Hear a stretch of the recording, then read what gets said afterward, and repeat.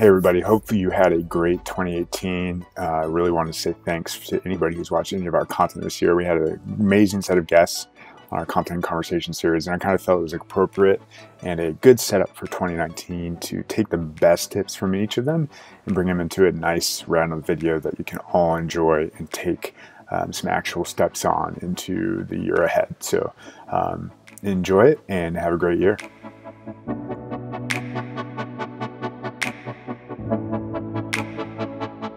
So for organic search, if I bring in something, I'm like, okay, let's look at all of the search results we can see about Nike. We're covering Nike, for example. You can literally generate just about any type of search result possible with different configurations of Nike. Local results, news results, shopping results, depending on how you structure your content. So if you can get a content creator or a writer to understand, if you're covering a topic, here are all the things, the SERPs that you should be able to compete on, and here are SERPs you should stay completely away from. That will change how they view the topic that they're writing about, maybe more so than if they're trying to sift through data from a keyword tool or something that you show them how to do. If they understand the difference between Nike earnings report and all of the different things that Google puts in for top stories or a featured snippet or an answer box, if they understand that, I feel like over time they instinctively learn how to frame the topic they're writing about or an article to capture organic search other than just, I wrote it and I don't rank. It's like, yeah, you wrote it because you have a Nike shopping result over here. Like that's bad. Or you have a one featured snippet that dominates the page. So I would almost spend an hour with a content team and literally just be like, let's look at what Google is doing today and how it changes how you view a topic.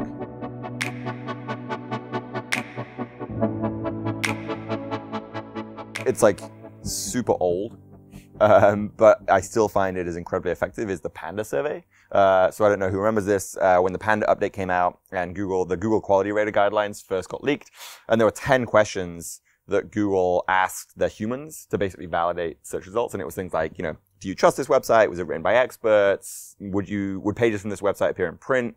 Are there factual errors? There's like 10 of them. I can't remember all of them. Even just, end of last year, I just ran one of these for a client, and you do it on a pretty small scale. Client had 3 websites and there was one main competitor. We ran 250 questions, 250 responses for these surveys, and you generate a chart, pretty graph, and you say, your competitor is 20% more trusted than you are.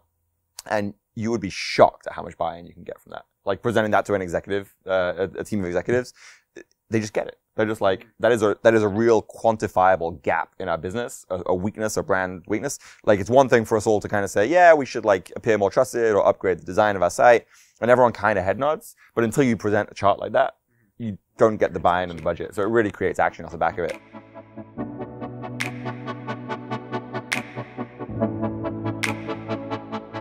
The big thing about YouTube or any platform, you want to be the exception, not the rule. If everyone's doing 3-minute videos, you do 18-minute videos, right? If everyone's doing 18-minute videos, you do 3-minute videos. Right now, everyone's doing short videos, so longer videos can help. That said, that 18 minutes, for that to work, it needs to be really well done and really tight. Moving really quickly. So it's the same thing with written content, right? Like anyone could put out 4,000 words or 5,000 words. The hard part is making that something someone would actually want to read. Yeah, and it's the same thing with the video. It's somewhat easy to make a long video, but it's hard to keep people watching anything, keeping their attention for that long. Gotcha.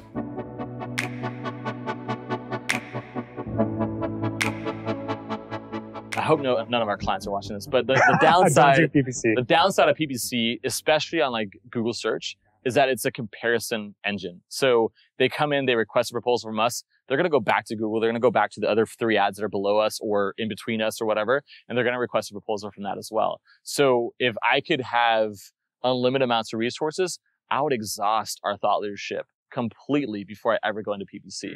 Because now we build a brand, we build thought leadership, we're building this content snowball, and it is really compounding and it's getting bigger and bigger, as you are obviously know. Yeah. And so like after you do a regular blog, like the next thing is video. The next thing is like, how can you do anything on social that's more, deeper or more thought through and stuff like that too. So I'd rather do that. I'd rather do conferences. I'd rather like build our own conference before I do our own PPC. Okay. Yeah. Yeah, it's smart. It seems like general takeaways: avoid comparison shopping. Yeah. It's interesting. We're on Moz. Brand. Yeah, we're on.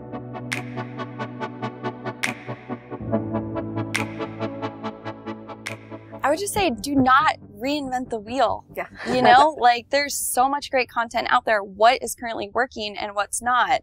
And to sort of use this as an example, I think the video series that you've been working on has been so successful, and it's such high production quality. And even the thumbnails impressed me because I noticed it's what works on YouTube, right? It's that red and the black and these bold letters, and it's beautiful. And the fact that, you know, you're sort of doing the research on that, and I hope other people are, I think it should give way to just see what's currently out there, see what's working and what currently works for you, right? What's already converting for you? How can you improve that old content and repurpose it?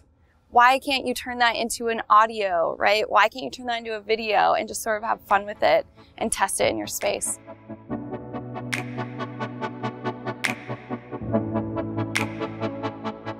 The cheap and lowest quality of freshness is just putting a new date on the post, which a lot of people do, and that might work like, you know, a smidge. Actually updating the content is obviously the most helpful, but what people need to consider is what they're updating. Are they updating, you know, links at the bottom, or are they updating content that's more towards the top and front and center above the fold? Because that's going to carry a lot of weight. But the biggest thing I see people sort of not taking advantage of is, and this is listed in Google Patents, and I've seen it work myself on sites, is the cadence of freshness. So a lot of people just update their posts once a year, or if it's a major piece of content, you know, that's all they'll do. But if you're updating your important pages, you know, every month and set up a regular cadence, that is much more effective, and that sends a signal that you are paying attention to this page all the time.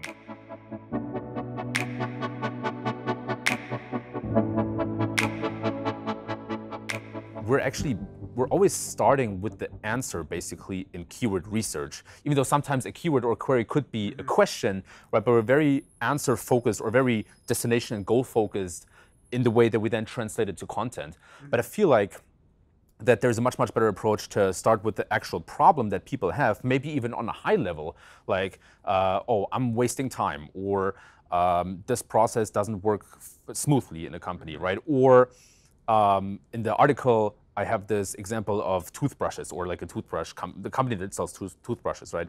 And so for them, a problem could be bad breath. And then I think from there, the jump to toothbrush is not always super obvious, but when you reverse it, it makes a lot of sense, right? So starting from the problem standpoint of view not only helps you to discover more relevant keywords and queries, it also helps you to find more of those topics that are interesting in the awareness stage, when people don't yet know exactly. Not obvious. Exactly, when they don't know exactly what they need or what the solution is. And it just helps you to find a lot of questions that people are dealing with. And then you could translate those questions into featured snippets and create very specific content for that, or just let it inspire the discovery of more queries. So this is where all this came from. Nice.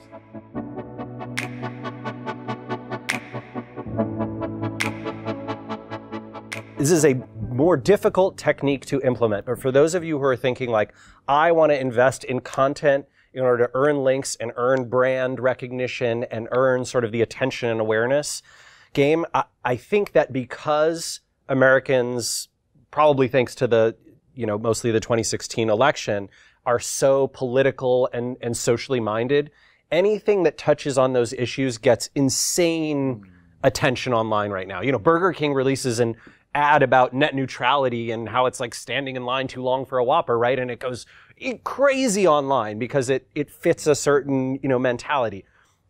I would urge you to pay attention to Memeorandum, which is basically a political, a website that aggregates political opinion from all sides of the spectrum, and Twitter's trends, right? And if you can, log out and look at Twitter's trends because they'll be non-personalized and non-geo-biased. And then consider some of the things that you could write and create that tie those things together.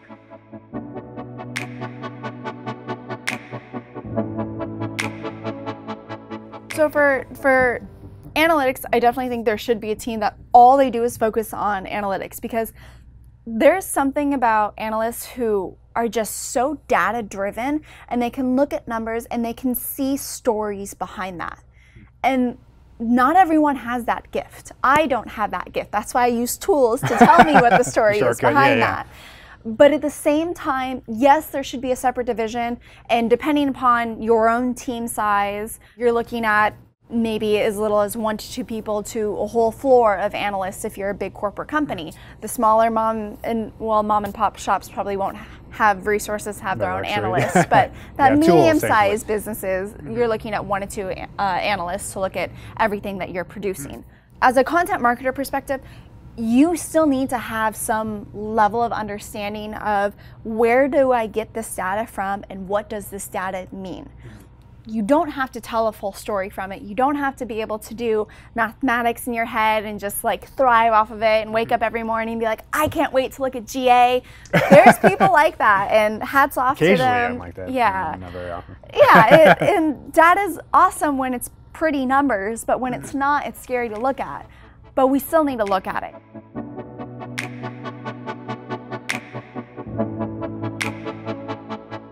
I mean, if there was one thing that people watching this that I wish they could take away, because I hear horror stories of this all the time, and you know, like I'm not as much on the content piece of things, the blog post piece of things now, but I talk to a lot of copywriters all the time in a lot of groups, and I get all kinds of posts where they're talking about, you know, some well-meaning SEO has installed the Yoast plugin, and they demand that it meets a certain, you know, measurability of, like, that's their barometer.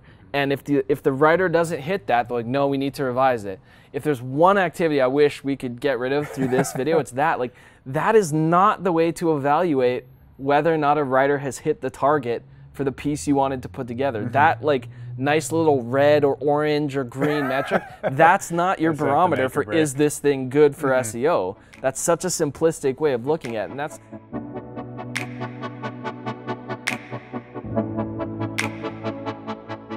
I don't really build links. I try to focus on getting brand mentions. So any citation of the brand, essentially.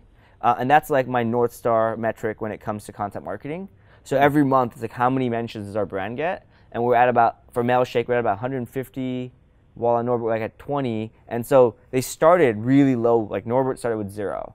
And that's how we base if we're doing all the right things. And I mean brand mentions like on even other, on links. On other, yeah, unlinked as well, yeah. Okay. Because, well, first of all, unlinked is just email the person, ask for the link. It's like one of our core strategies for big brands. Yeah, it's super easy. It's just low-hanging fruit. It's found money, right? You put your jeans in the laundry and you're like, oh, I found $5. It's just like, it's super simple. So I think there's a lot of value there. But, you know, links is a big, or brand mentions is a big part of our efforts on an ongoing basis. So that means it measures how many opportunities we generate with people, and not just generate, but how many opportunities we take action on. And then what are the results of our opportunities? Like if we did like, let's say in 1 month we did 5 new relationships with people, and we did, you know, publish 5 pieces of content, but that generated 150 versus 100 the previous month, that might mean we're doing the right things, and it might be more things we can do again and again and again. Joe Klettke of Business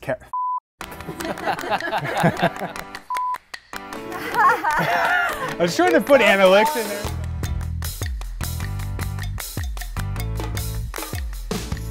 Upside down? Yeah.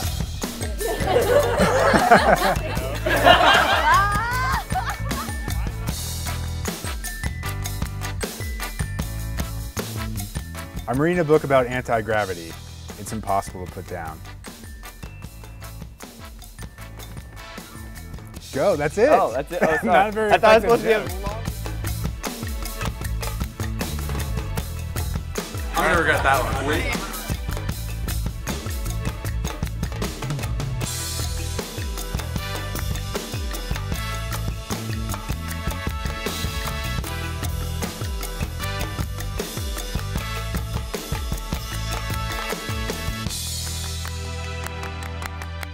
Okay.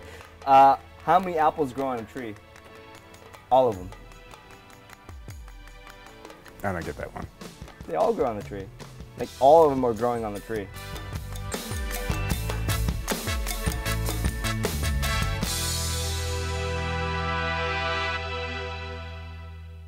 You're not supposed to laugh, by the way. That was not a very strong laugh.